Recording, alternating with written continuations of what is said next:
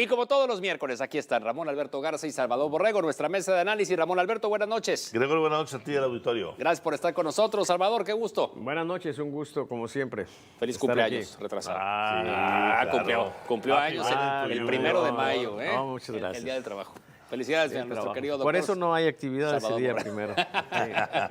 Claro que es tu cumpleaños, sí. como debe de ser. Bueno, comenzamos entonces. Aquí hace 8 días estábamos hablando justamente del estado de salud del presidente, de la desinformación que había, de la distracción que generó todo este tema.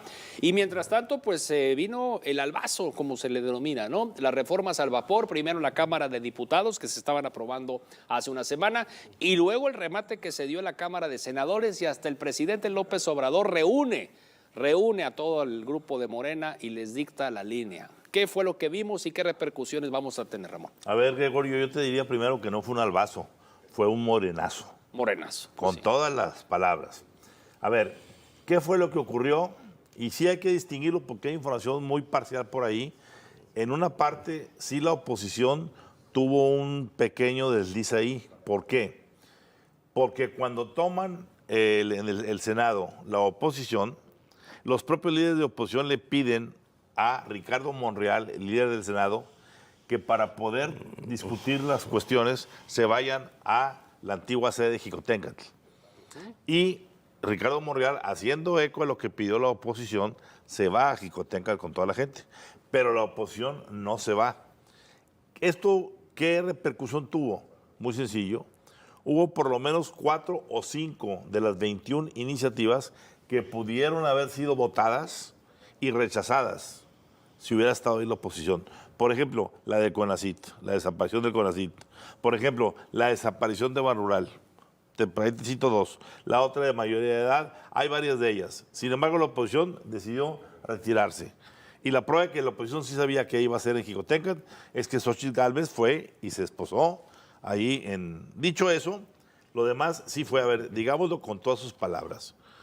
Ya cada vez más apunta a que el famoso váguido del presidente Andrés Manuel López Obrador no fue más que un distractor gigantesco para que todo el mundo hablara del enfermo y no hablara de lo que estaba pasando acá en el Senado. O sea, haber dejado ese vacío, o sea, 3 días sin información, que a lo mejor sí se sintió mal, pero para 3 días... 72 horas. No, a ver, el silencio fue lo más preocupante. Y eso fue lo que toda la gente volteó a ver, el silencio, y no se puso a ver los gritos que estaban pasando en el Senado. A ver, para mí, lo más peligroso, todos los 21 iniciativas tienen su detalle. Para mí, en lo personal, lo más peligroso es, primero, por supuesto, lo del INSABI, dejar sin sistema de salud a toda la gente que antes tenía seguro popular.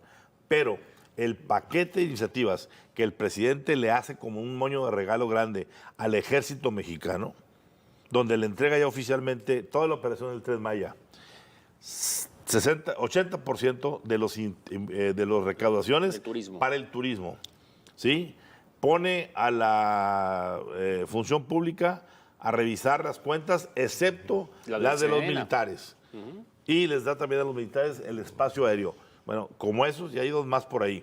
Señores, démonos cuenta, nos estamos militarizando y esto puede calificar como un pregolpe. No lo digo yo, lo dijo Porfirio Muñoz Ledo abiertamente en su tuit diciendo estamos asistiendo a un golpe silencioso. Y que de ahí se puede ir este tema a la Suprema Corte de Justicia de la Nación. Doctor Salvador Borrego. Sí. Bueno, es una idea pues que permeó desde el principio, ¿sí? Cuando un presidente llega y dice, a pesar de que ustedes sí me han electo, ¿sí?, para ser presidente y estar supuestamente sujeto a las leyes, yo vengo por un cambio de régimen. Sí, o sea, si ese es el propósito, aparte de ser héroes, sí, que también es otro propósito muy chistoso de él. El problema es que se ha estado prefigurando lo que podríamos precisamente calificar como un golpe de Estado. Su generis, dicen algunos, un golpe de Estado mórbido, dicen otros, pero ya hace meses que esa idea ha andado por ahí moviéndose en muchas mentes y se han estado expresando en las redes, pero ahora ya una cantidad ya importante de pensadores mexicanos importantes están señalando esto como un golpe de Estado. Y si revisamos las características que tiene un golpe de Estado, bueno, pues prácticamente están todas. El rol del ejército, pues ahí lo tenemos en control, sí. El simplemente imponer la voluntad, pues lo están haciendo también. Y entonces tenemos una situación donde ya prácticamente lo último que les falta pues es ya tomar a la Suprema Corte de Justicia, ¿sí? Lo único que queda. Y es el valladar pues que le queda a la vida institucional de este país. Entonces sí estamos ante una situación muy complicada. Porque entonces, si se nos va a la Suprema Corte, ¿qué pasaría ahí? Porque algunas de las reformas aprobadas pueden darles reversa. En la Suprema Recordemos Corte. algo, Gregorio. Se acaba Que de ya dar les dijo a conocer, Alcahueta, le dijo Alcahueta. Sí, claro, por supuesto. El presidente. A ver, el presidente decía Alcahueta, a los ministros, a la presidenta. A ver, en la cuestión del INE, del famoso Plan B, ya salió por ahí Una propuesta. lo que es la propuesta del ministro ponente, donde dice que él le daría para atrás, que es inconstitucional, abiertamente. ¿Sí? Ya estamos viendo que la Corte le va a dar otro revés al presidente. Sí.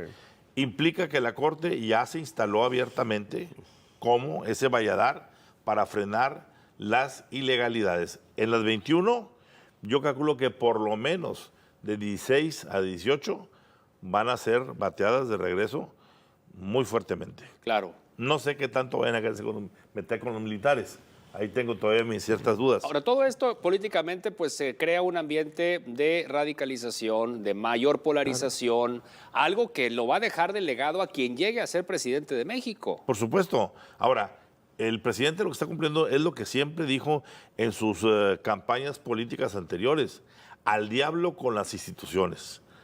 ¿Por qué? Porque el presidente terminó ya por desaparecer todo lo que estaba de fuerzas de equilibrio y solamente, como ya dijiste ahorita, Gregorio, nos queda la Suprema Corte. Ojalá que la ministra Norma Piña y todo el elenco de ministros, como se han comportado hasta hoy, sigan manteniendo, porque no hay opción de equilibrio.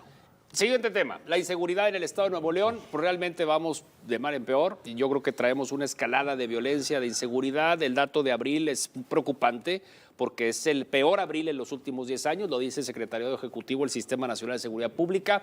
Y decíamos hace un momento en la parte informativa, pues que esto es cada vez más frecuente, episodios cada vez más frecuentes, los enfrentamientos que se están dando, pues así, en plena carretera, como lo que pasó esta mañana entre General Suazo y Ciénega de Flores. Doctor.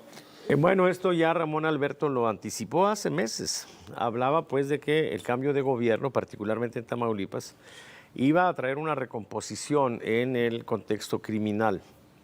No lo he visto en los medios, sí, pero pues yo soy de la frontera, sí, allá de Río Bravo, donde los hombres se matan para que les compongan un corrido. Y la información que me ha llegado es que hay comunicaciones firmadas por el Cártel Jalisco Nueva Generación que está diciendo venimos por la plaza. Y entonces, si es así, que todo indica que así es, ¿sí? Entonces lo que vamos a tener es una situación muy cruenta, porque las plazas cuando se calientan es justamente cuando se disputan el control de ellas. Y estamos quizá ante eso. Y por supuesto que nos puede contaminar esta situación. Estamos a maroma de piojo de Tamaulipas, ¿sí? Entonces yo creo pues que debemos de prepararnos para eso y ojalá que las autoridades encuentren una manera para conjurar esa situación, porque sería regresar a los años que ya vivimos, claro, el 10, el 11, sí, donde era una situación pues realmente muy tensa, sí, muy preocupante. Con el riesgo general muy riesgosa, claro, para la población. El gobernador Samuel García y su equipo de seguridad tendrían que estar teniendo hoy reuniones muy importantes para ver cómo blindar a Nuevo León de todo esto. A ver, lo que decía ahorita el doctor lo dijimos exactamente hace muchos meses. Lo que viene en Tamaulipas no es un cambio simple de gobierno, va a ser un cambio también de cárteles y eso va a incrementar sustancialmente la violencia. Ahí está, si buscas el video, lo vas a encontrar aquí en esta mesa. ¿Qué está pasando ahorita? El nuevo gobierno, que es del gobierno de Morena, ya sabemos a qué cártel apapacha, al de Badiraguato. Y el cártel que se fue, ya sabíamos también con quién jugaba, porque era del cártel que protegió el régimen de Peña Nieto, que fue Jalisco Nueva Generación. Entonces, por eso le están achacando de que la entrada de este grupo, que dice el doctor muy acertadamente, que entraron con recados, no solamente a los hospitales, a la población en general. Sí. Ese tendido de ponchallantas por todos lados, pues, a ver, ¿Qué están diciendo abiertamente? No vamos a dejar, están diciendo primero que es una cuestión de cabeza de vaca. Yo honestamente no creo que simplemente cabeza de vaca pueda movilizar al cártel Jalisco Nueva Generación. Aquí hay un pleito en las cúpulas altas del sistema por la Plaza Tamaulipeca, que además de ser frontera, por ahí pasa el 70% del comercio internacional de nuestro país. Ojo, esto, ¿por qué viene para acá la violencia? Porque lo más fácil para muchos de los que están huyendo de Tamaulipas, de los jefes y los capos, vienen a meterse a colonias residenciales o semiresidenciales de Monterrey. Y esto es lo que estamos cosechando.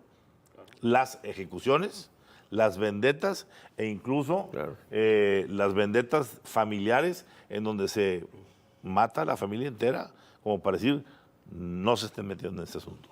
Vamos a corte comercial y enseguida regresamos. La militarización, que es otro tema relacionado también con esto que estamos platicando, además del tema migratorio. Pero la militarización, la frontera Estados Unidos con México. Y desde luego las estadísticas, proyecciones y monitoreo del doctor Salvador Borrego al regresar de estos mensajes. Estamos en nuestra mesa. Continuamos.